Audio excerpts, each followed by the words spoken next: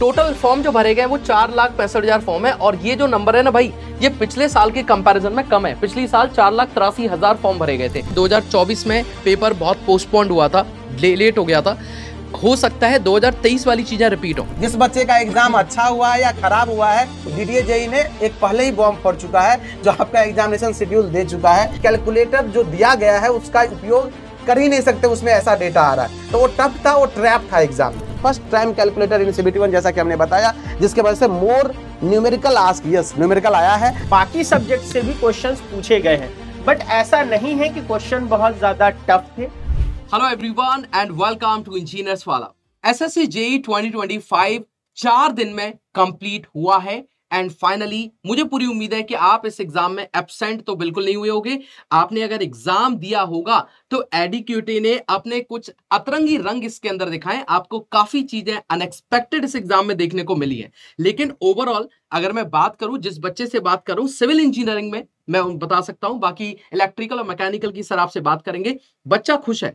अब फाइनल जब cut off आएगी या फाइनल जब एक आंसर की आएगी, उसके बाद हम बता पाएंगे कि सच में वो कितना खुश हुआ। लेकिन आज इस वीडियो में हम अनएक्सपेक्टेड कट ऑफ क्या हो सकती है CBT 1 की for SSC JEE 2025 civil, mechanical and electrical, इन सब के लिए बात करेंगे। कुछ ऐसे फैक्ट्स जो कि बहुत जरूरी है आपके लिए जानना, और आप भी कमेंट सेक्शन में बताइएगा कि आपके एग्जाम में भी, आपकी शिफ्ट में भी क्या ये चीजें आपके साथ हुई।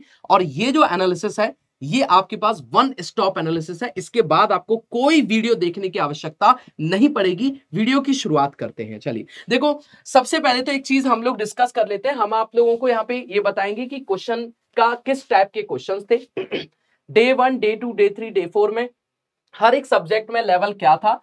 इसके अलावा आप लोगों को यह बताया जाएगा कि कुछ अनएक्सपेक्टेड चीजें क्या थी। सर एक बार वीडियो की शुरुआत करते हैं। बिल्कुल, जैसा कि सर ने आपको बताया ना, ये सारी बातें देखो, सबसे अहम बात ये होती है, अभी आपके मन में चल रहा होगा, जो हमने इतना क्वेश्चन अटेम्प्ट करके आए हैं, हम CBT 2 का तैयारी करें कि नहीं। तो इस वीडियो को देखने के बाद आपके मन में जो ये क्वेश्चन है उसका सोल्यूशन मिल जाएगा आपको। देखो, सबसे बड़ी बात यहाँ पे जो है, जो नई नई बातें हैं, यहाँ पे क्लियरली लिखा हुआ है aptitude not mention in syllabus. ये जो रीजनिंग वाला पार्ट था उसमें एप्टीट्यूड टाइप के क्वेश्चन आ रहे थे, जो कि आसान था, बन रहा था, फिर भी रीजनिंग में आप लोगों ने अच्छा स्कोर करा है। बट ये चीजें न्यू था, जो एडीक्यूटी ने इस बार नया देखने का मौका मिला है आपको पेपर के अंदर। फिर मैं बात करूं जनरल साइंस में, list weightage impact number of attempt. Yes, आपको जनरल साइंस का क्वेश्चन जीके जीएस वाले पार्ट में ऑलमोस्ट नहीं ही देखने को मिला है। यस, ये सारे बच्चों के एंड से फीडबैक है और सारे ब्रांच का बात बता रहा हूं, तो ये कहीं ना कहीं जीके जीएस वाले पार्ट में थोड़ा सा इफेक्टेड रहा है ओवरऑल अटेम्प्ट पे। अगर मैं बात करूं यहाँ पे, तो टेक्निकल वाला जो पार्ट है जिसमें weightage almost same as per previous. Yes, देखो टेक्निकल में ना, अगर मैं बात करूं सिविल का, अगर मैं बात करूं मैकेनिकल का, इलेक्ट्रिकल का, तो मैं सर लोगों से भी पूछना चाहूंगा। अगर मैं बात करूं इलेक्ट्रिकल का, तो देखो इलेक्ट्रिकल के टेक्निकल वाले पार्ट में न्यूमेरिकल आ रहे हैं, क्योंकि इस बार कैलकुलेटर अलाउ किया गया है, बट कैलकुलेटर स्मूथली रन नहीं कर रहा है, उसमें सारे फीचर्स अच्छे से प्रॉपर काम नहीं कर रहे हैं। बट कहने के लिए एडीक्यूटी ने कैलकुलेटर अलाउ किया है, जिसके वजह से क्वेश्चन न्यूमेरिकल फॉर्म में लगभग 30%, किसी सेट में 40%, किसी में 45% ऐसे क्वेश्चन फ्रेम किए गए हैं, जिससे इलेक्ट्रिकल का जो पेपर है वो टेक्निकल पेपर लगभग मॉडरेट टू टफ सेक्शन में चला गया है। बच्चे ने उतना अटेम्प्ट नहीं कर पाए हैं, इसलिए आपको इसका इफेक्ट यहाँ पे भी देखने को मिला है। और लास्ट में मैंने ये लिखा है फर्स्ट टाइम कैलकुलेटर इन CBT 1, जैसा कि हमने बताया, जिसके वजह से मोर न्यूमेरिकल आस्क, यस न्यूमेरिकल आया है। बाकी मैं बात करूंगा सर, अगर मैं सिविल का बात करूं या मैं मैकेनिकल का बात करूं, तो मैकेनिकल और सिविल में क्या अलाइनमेंट रहा है सर टेक्निकल का, ये बताइएगा। मैकेनिकल में जैसा कि सर ने बोला कि सर के ब्रांच में एकदम रिलेवेंट जो पहले जैसा पेपर आता था वैसा ही पेपर आया टेक्निकल में, लेकिन मैकेनिकल में इस बार ऐसा नहीं था। मैकेनिकल में जो ट्रेंड चलता आ रहा था, इस बार थोड़ा सा ट्रेंड चेंज किया गया है। जो ज्यादा सब्जेक्ट से जिनसे क्वेश्चन पूछे जाते थे, इस बार ऐसा नहीं हुआ है। इस बार बाकी सब्जेक्ट से भी क्वेश्चंस पूछे गए हैं, बट ऐसा नहीं है कि क्वेश्चन बहुत ज्यादा टफ थे। बहुत ही basic question, one liner type के कॉन्सेप्चुअल क्वेश्चन पूछे गए थे। माना कि अदर सब्जेक्ट्स को भी इस बार वेटेज बढ़ाया है। जैसे पहले क्या था कि डिजाइन से वेटेज थोड़ा कम आता था, इस बार डिजाइन का और प्रोडक्शन का वेटेज थोड़ा सा बढ़ाया गया है। लेकिन पेपर का लेवल अगर देखा जाए फिर भी, तो वो इजी टू मॉडरेट ही था। और न्यूमेरिकल की अगर हम लोग बात करें, तो जैसे पहले दिन के शिफ्ट में आपको देखने को सिर्फ 4-5 न्यूमेरिकल मिला। सेकेंड शिफ्ट जो देखने को मिला आपको, उसमें आपको न्यूमेरिकल लगभग 15-16, बच्चे ने बताया कि सर लगभग 15-16 न्यूमेरिकल थे। लेकिन न्यूमेरिकल बिल्कुल क्या थे, फॉर्मूला बेस्ड थे। थर्ड शिफ्ट जो हुआ था उसमें न्यूमेरिकल फिर से 7-8 ही था। और इसी तरीके से आपको देखा जाए तो ऑन एवरेज अगर देखा जाए तो 10 से 12 नंबर चलो न्यूमेरिकल का आप पकड़ लेते हैं, बाकी 90% पेपर आपका प्योर आपका थ्योरेटिकल था, टेक्निकल था, और जो भी क्वेश्चंस थे वो बहुत ज्यादा टफ नहीं थे, मॉडरेट की तरफ थे। ठीक है, बिल्कुल सर। और सिविल में भी अगर आपसे बात करें तो सिविल में भी न्यूमेरिकल थे बट टोटली फॉर्मूला बेस्ड। बात कर लेते हैं किस टाइप के क्वेश्चन आपके पूरे ओवरऑल एग्जाम में पूछे गए, चाहे कोई भी ब्रांच है, थ्योरेटिकल या उनको कॉन्सेप्चुअल भी आप बोल सकते हैं।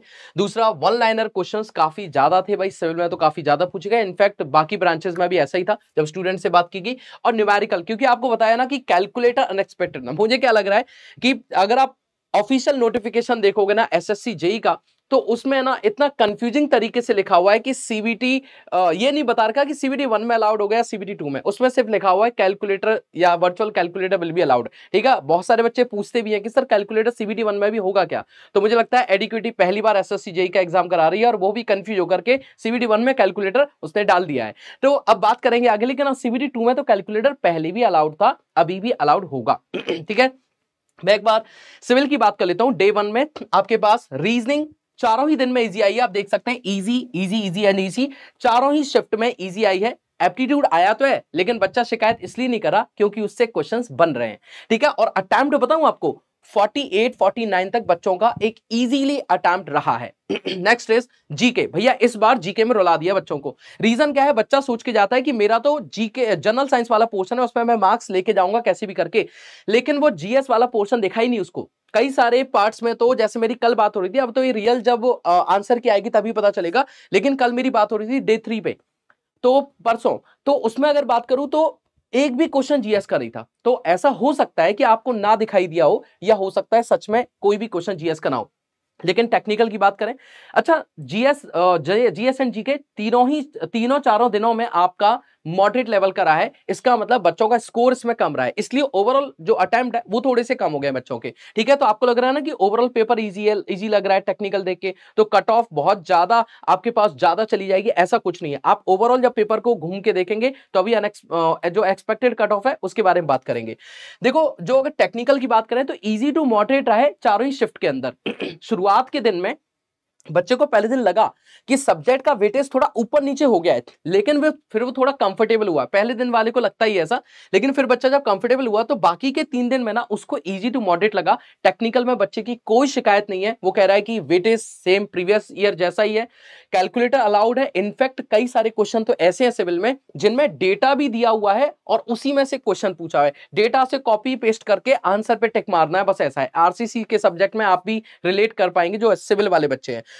अगर मैं आपसे बात करूं ओवरऑल कट ऑफ क्या रहेगी सिविल की, तो सिविल की कट ऑफ के बारे में डिस्कस कर लेता हूं। देखो, एक छोटा सा पॉइंट और डिस्कस कर लेते हैं। टोटल पोस्ट इस बार 1731 है, जिनमें से सिविल की जो पोस्ट है वो 1335 है 2025 के अंदर, और टोटल फॉर्म जो भरे गए वो 4,65,000 फॉर्म है। और ये जो नंबर है ना भाई, ये पिछले साल के कंपैरिजन में कम है। पिछली साल 4,83,000 फॉर्म भरे गए थे।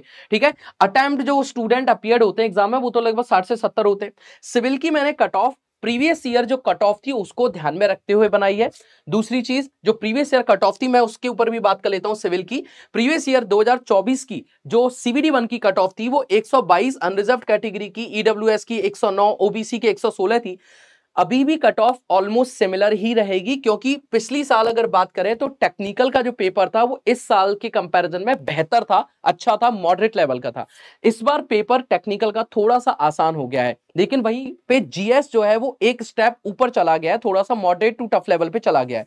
तो अगर मैं कट ऑफ की बात करूंगा, जनरल की कट ऑफ मैंने 120 है 130 के बारे में डिस्कस किया है। मैं आपको एक बात और बताता हूं, हमारी पूरी टीम ने लास्ट ईयर सिविल की कट ऑफ बताई थी, जिसमें हमने जो एक्सपेक्टेशन बताई थी 120 से 125 नंबर के आसपास कट ऑफ बताई थी, और सीबीडी 1 की जो कट ऑफ थी वो 122 गई थी। आप उस वीडियो को भी जाके देख सकते हैं। तो हम काफी कोशिश करते हैं, हमारी पूरी टीम के साथ बैठ के इन कट ऑफ को डिसाइड करते हैं। ईडब्ल्यूएस की जो कट ऑफ है वो 110 से 115 जा सकती है, और आपके पास ये प्रॉपर सर्टिफिकेट्स होने चाहिए।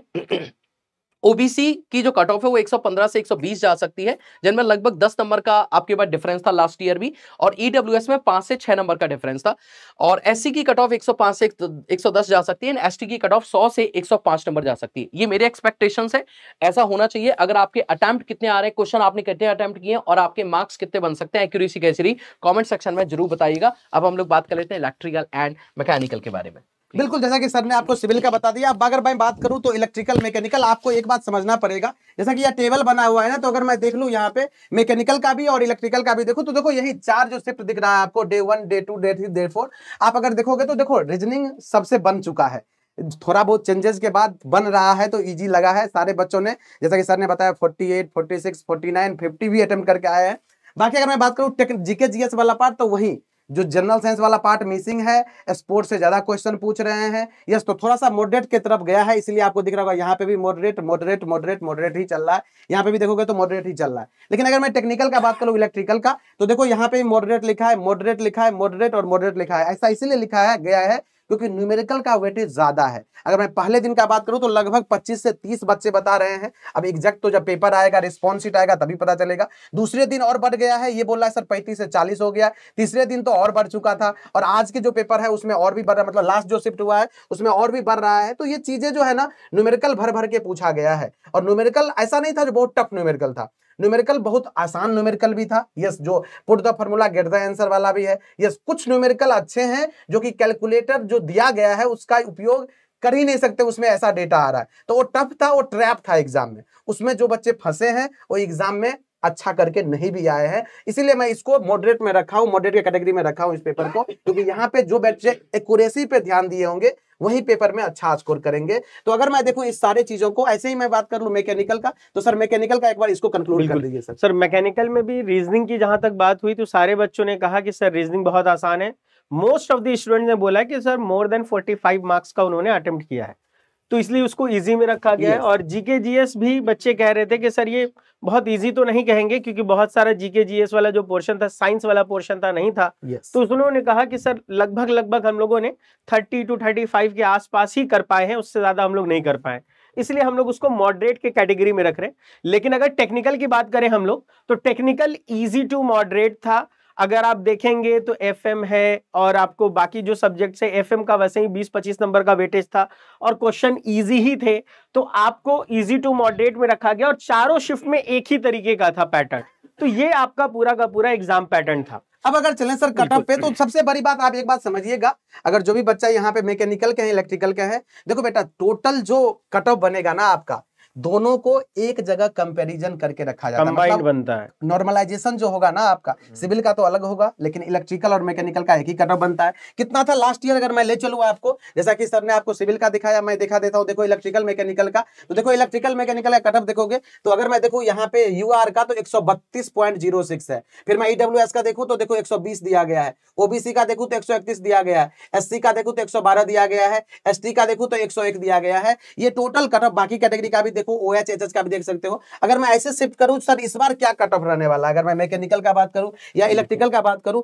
तो सर इस बार क्या रहेगा कट ऑफ, इसके बारे में बिल्कुल सर, क्योंकि देखिए मैकेनिकल और इलेक्ट्रिकल का एक साथ कट ऑफ बनेगा, और इलेक्ट्रिकल का पेपर सर बता रहे हैं कि थोड़ा मॉडरेट टू टफर साइड था, तो उस हिसाब से अगर कट ऑफ को आप देखेंगे ना, तो इलेक्ट्रिकल मैकेनिकल का जो कट ऑफ जाएगा जनरल कैटेगरी का, हम लोगों ने जो बहुत सारी डेटा को देखने के बाद बताया, वो 130 से 135 के अराउंड जाएगा। ईडब्ल्यूएस का 122 से 127 के बीच में हो सकता है। ओबीसी का कट ऑफ लगभग जनरल के आसपास ही होगा, बहुत होगा 1-2 नंबर का फर्क होगा, तो 128 से 133 के बीच में हो जाएगा। एससी कैटेगरी का 115 से 122 होगा, और एसटी कैटेगरी का 105 से लेकर के 110 के बीच में होने वाला है। बिल्कुल, और यहाँ पे हम लोगों ने ये भी मेंशन किया, देखो टोटल जो सीट है वो 1731 सीट है, इसमें सिविल का सीट 1335 है, अगर इलेक्ट्रिकल का बात करूं तो 398 है, और मैकेनिकल का 327 है। कुछ पोस्ट ऐसे होते हैं जहां पे दोनों डिपार्टमेंट मैकेनिकल और इलेक्ट्रिकल कॉमन होता है, इसीलिए अगर इस सबको जोड़ोगे तो ये 1731 नहीं आएगा। तो घबराने की जरूरत नहीं है, आपको ये बात पता होना चाहिए। अगर आप एग्जाम दे रहे हैं, अवेयर है, तो आपको ये सारी चीजें पता होगी। अब देखो अगर आपका स्कोर ये जो कट ऑफ हम लोगों ने बताया है और आप एग्जाम दे करके आए हो, आपने अटेम्प्ट करके आए हो, तो अभी आपको भी एग्जैक्ट नहीं पता है चीजें, लेकिन आपको लमसम में पता है आपने कितना क्वेश्चन करके आए हैं। तो अगर इसके बीच में लाई कर रहे हैं, इसके बीच में रेंज आ रहा है जो सर मेरा इतना ऑलमोस्ट सही तो हो जाएगा सर, हमने इतना अटेम्प्ट करके तो पेपर में आए हैं, तो मुझे लगता है आपको जो CBT 2 का प्रिपरेशन है, जो अगला स्टेज है, सेकंड स्टेज है, यस, उसका प्रिपरेशन डेफिनेटली आपको स्टार्ट कर देना चाहिए। क्योंकि देखो एक एक दिन आपके लिए इंपॉर्टेंट है। ऐसा अगर सोचोगे आप जो CBT 1 हो गया, आप सो जाएंगे, फिर जगेंगे, फिर प्रिपरेशन स्टार्ट करेंगे, तो ये सबसे बड़ी भूल होगी आपको, और ये भूल आपको नहीं करना है। इसीलिए दूसरा भी अपडेट आ चुका है, जिस बच्चे का एग्जाम अच्छा हुआ है या खराब हुआ है, DDA JEE ने एक पहले ही बॉम्ब फोड़ चुका है, जो आपका एग्जामिनेशन शेड्यूल दे चुका है। इसीलिए आपको कंटिन्यूअसली अपना प्रिपरेशन को कंटिन्यू ही रखना है, और कंटिन्यू जब करते रहोगे तो अगर इस बीच में लाइक कर रहे हो तो आप नेक्स्ट स्टेज के लिए भी खुद को तैयार कर सकते हो। बिल्कुल सर, एक और मैं आप लोगों को इन्फॉर्मेशन दे देता हूं, अगर आप लोग उससे अवेयर नहीं है। जब 2023 में पहली बार CBT 2 यानी कि कंप्यूटर बेस्ड एग्जाम हो गया था, CBT 2 होने लगा था रिटन की जगह पर, तो वहां पे एक बदलाव हुआ था। जब CBT 1 का रिजल्ट आया था ना, उसके सिर्फ 20 दिन के अंदर CBT 2 करवा लिया गया था। लेकिन अगर मैं 2024 की बात करूं, आप ये मत समझना कि 2024 में पेपर बहुत पोस्टपोन्ड हुआ था, लेट हो गया था। हो सकता है 2023 वाली चीजें रिपीट हो, क्योंकि देखो बीच में आपने देखा एडीक्यूटी को लेकर के बहुत सारी समस्या आई थी, काफी सारे अदर एग्जाम्स को लेकर के, लेकिन फिर भी जेई का एग्जाम एकदम अप टू डेट टाइम पर हुआ, और ऐसी कोई समस्या जैसे कि अदर एग्जाम्स में देखने को मिली, यहाँ पे कोई समस्या नहीं हुई। इनफैक्ट लोगों ने तारीफ करी कि एडीक्यूटी ने बहुत बढ़िया तरीके से एग्जाम को कंडक्ट करवाया। ठीक है, तो हो सकता है कि जब आपका रिजल्ट आए उसके 10 दिन, 15 दिन, 20 दिन या 25 दिन में एग्जाम ले लिया जाए, और उस टाइम पर आपके दिमाग पे इतना प्रेशर होगा ना कि आप टेक्निकल को सही तरीके से होल्ड नहीं कर पाओगे, सारे सब्जेक्ट को अच्छे से आप रिवाइज नहीं कर पाओगे। इसीलिए अगर आप थोड़ा सा भी सोच रहे हो ना, पॉजिटिविटी रख रहे हो, तो आप मेहनत करना शुरू कर दीजिए। और कुछ नहीं कर सकते तो एटलीस्ट 2 साल के जो PYQs हैं उनको तो एटलीस्ट सॉल्व करना शुरू करिए, ताकि आप लोगों को एग्जाम का लेवल पता चले कि यार अगर कैलकुलेटर दिया जा रहा है, एक क्वेश्चन 3 नंबर का है, तो मेरी CBT 1 के साथ में जो हम कहते थे 60-70% तैयारी हो जाती है, मैं कहां पे स्टैंड कर रहा हूं अभी। और ये चीज अगर, और दूसरी बात, हम CBT 2 के लिए भी बढ़िया एक स्ट्रैटेजी लेकर के आएंगे। लास्ट ईयर में हमने एक स्ट्रैटेजी रखी थी, उससे पहले भी, और उससे काफी ज्यादा स्टूडेंट को फायदा हुआ है। ये वीडियो में आप लोगों को एक्सपेक्टेड कट ऑफ बताई गई है। आप लोग हो सकता है नीचे इस वीडियो का मजाक भी बना सकते हैं, जो आपका काम है, बहुत सारे बच्चों का काम रहता है, लेकिन मैं चाहता हूं इसको काफी सिंसियरली लिया जाए, और हमने हर बार जो कट ऑफ बताई है उसके रेंज में ही कट ऑफ रही है। ये बात लिखने से पहले 2 साल की वीडियो जरूर चेक कर लीजिएगा। थैंक यू सो मच, मिलेंगे नेक्स्ट वीडियो के अंदर। Bye bye.